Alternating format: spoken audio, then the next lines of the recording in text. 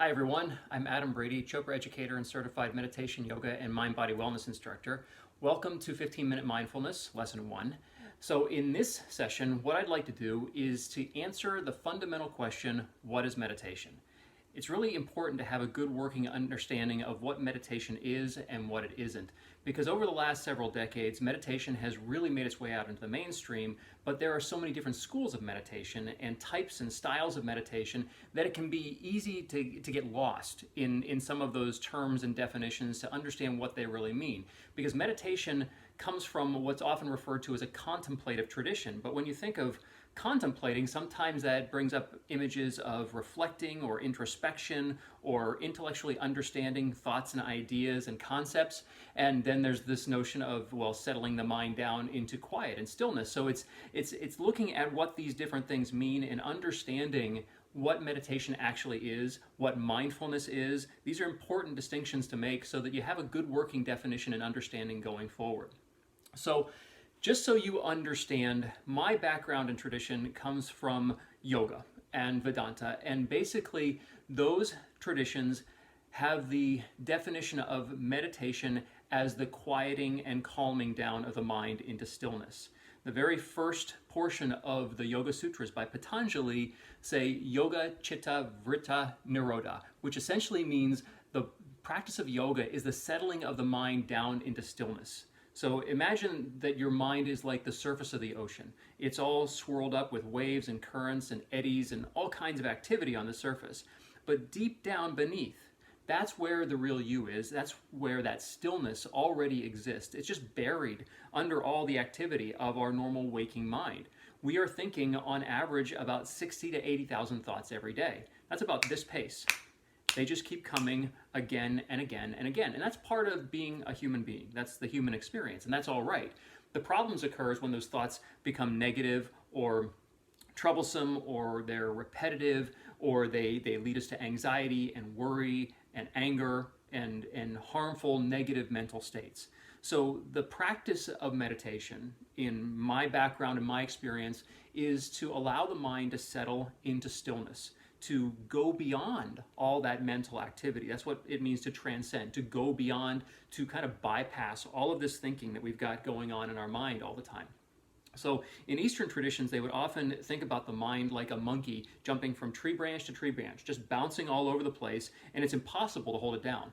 And if you try to grab your mind and hold it down, it might calm down for a moment or two, but before you know it, it builds back up into activity, and it gets really, really out of control. So that's not the idea. You don't want to think about meditation as forcing your mind to become quiet. Rather, it's a way of giving your mind something simple and effortless to do, and when it keeps itself preoccupied with that, all the activity starts to settle down. So think about this. If you go out to, say, like the Mississippi River, a big turbulent body of water, and you scoop up some of that water maybe in a bell jar, you put the lid on and you shake it a lot. What does that look like? It's all swirled up, it's lots of silt and debris, and it's just like frothy and foamy. You can't see through it at all. But if you set it down and leave it on a table or a desk for an hour or a day or a week, what will happen? All of that activity, all of that silt and debris will settle down to the bottom, and you'll eventually be able to see clearly through the water. That's the nature of your mind. It's swirled up so much of the time that you can't see through it. You can't really have much clarity if all that activity is going on all the time. However, if you leave it alone, if you give it a simple activity that doesn't require much mental effort, it's calm, it's relaxing, then the mind just says, okay, well, if you're not going to keep poking me, if you're not going to keep shaking the jar, I'll settle down. So it happens naturally and spontaneously. It's not something you can force. It's not something that you use concentration to make stop or change. So that's really important to understand. We're not trying to force something to happen. We're not trying to overpower our mind or beat it into submission. We're allowing it to settle into its natural state effortlessly and easily. So that's really, really important to understand. And as I said, transcending, going beyond that thinking process. So it's kind of like maybe you have the GPS on your car and you're heading down the highway, and all of a sudden your GPS goes off and reroutes you because there's a big traffic jam up ahead. In the same way, meditation takes you away from all that traffic out to a nice, quiet, serene country road, and then things settle down. So that's the idea of transcending, going beyond. Meditation is also a process by which that we are going from this conditioned mental state into an unconditioned mental state. What does that mean?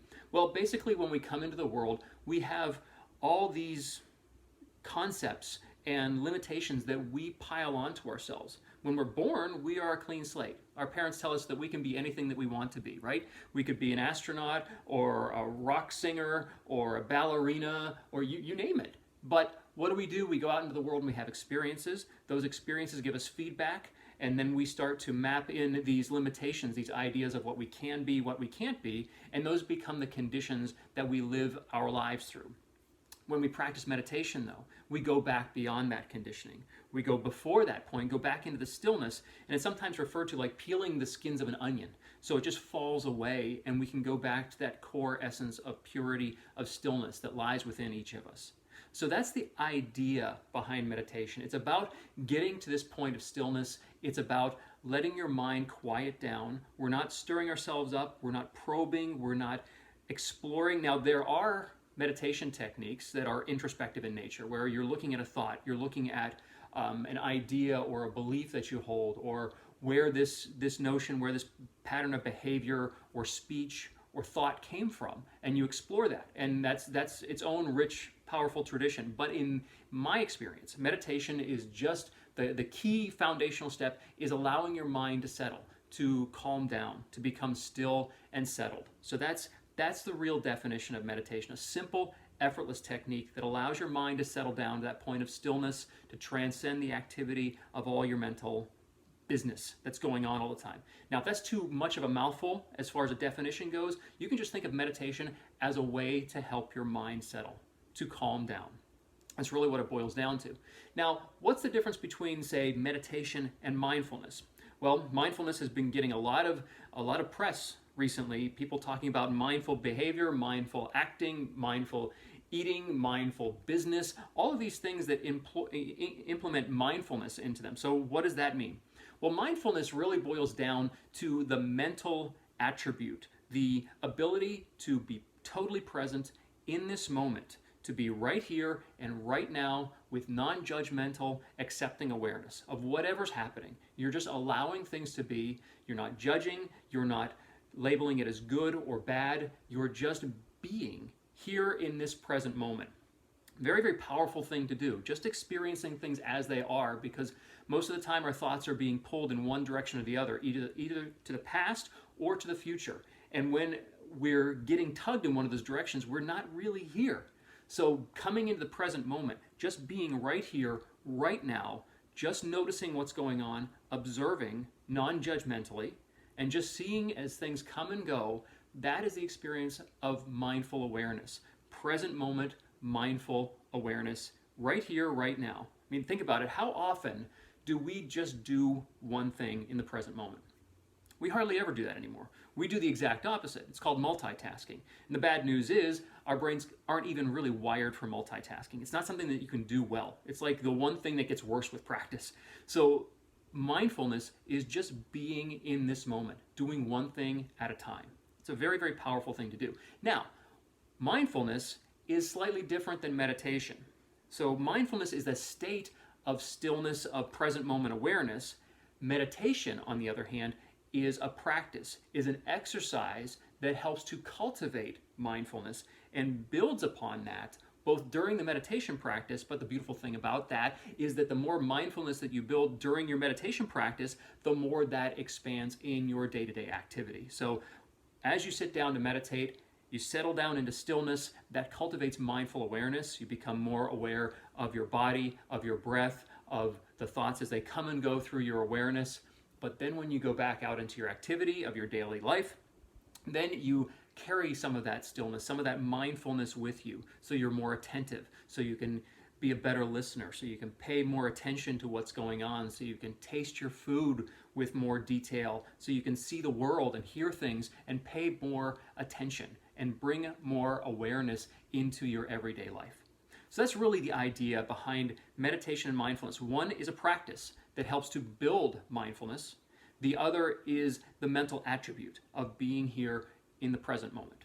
Okay, So now we understand what meditation is, a way to calm our minds down, to settle into stillness. And as I said, there are lots of different meditation techniques, but what I think is the most profound and powerful, especially for our society right now, because we are so busy with so many things going on all the time, I think the most powerful thing we can all do for ourselves is to settle into some stillness. It's just really, really important to be able to quiet ourselves down because we are go, go, go, go, go all the time. We need to allow our minds and bodies to come into some stillness. It's a very, very healing and powerful thing that we'll be talking about in the next lesson. But for right now, just recognizing that stilling your mind and coming into stillness is the essence of meditation practice. Now, let's talk for a few moments about myths and misconceptions about meditation, because people have funny ideas about meditation, what it means to meditate, and so forth. So just let's explore those for a moment or two. People often think that it's difficult to meditate, and this is a very common misconception I want to dispel right away. It's not hard to meditate. It's really very, very simple. It's one of those simple things that is so simple that we overthink it, and we think it has to be hard. We have all kinds of expectations that we pile onto it, and we think all these things are supposed to happen, or I have to do it a certain way, or so on and so forth. But meditation is really very simple. When we get to the technique in a couple lessons, you'll see, wow, that's very, very simple. It's just a matter of, can you continue to do it regularly? That's what really it boils down to. It's much more difficult for me to explain to you what meditation is than for you to actually do it. The second thing people think is that it takes a long time, that you've got to practice for years before you get good at meditation, or before you receive any benefit. Not necessarily true.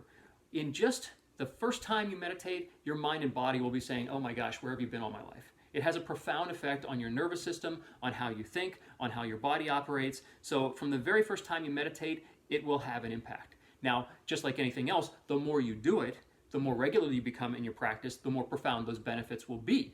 But it's something that has both immediate effect and long-term effect.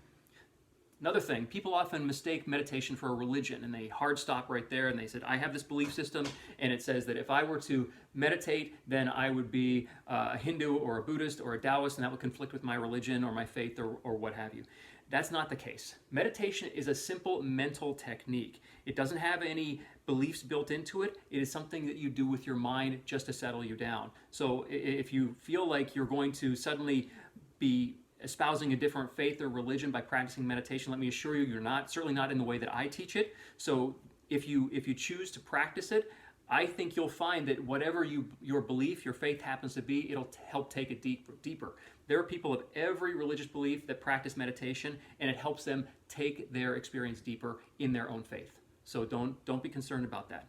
Another thing people often think is they just say, I have too many thoughts.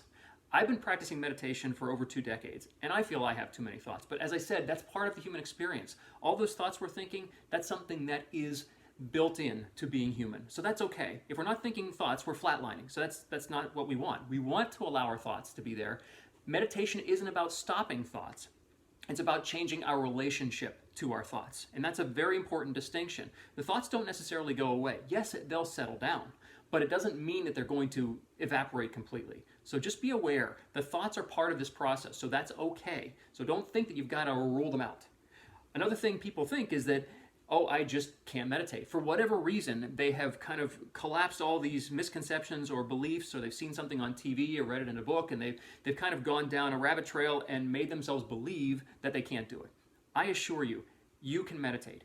Everybody can meditate. If you can sit down and close your eyes, you can meditate. And I promise you, when you get to the exercises, you'll see it's something effortless. It's something that anybody can do. And don't allow yourself to fall for that and say, oh, it's too hard, it's too difficult. I promise you, meditation is not difficult. It really boils down to how it's explained to you in a way that makes sense, a way that you can process, and learning a technique that is effortless and easy for you.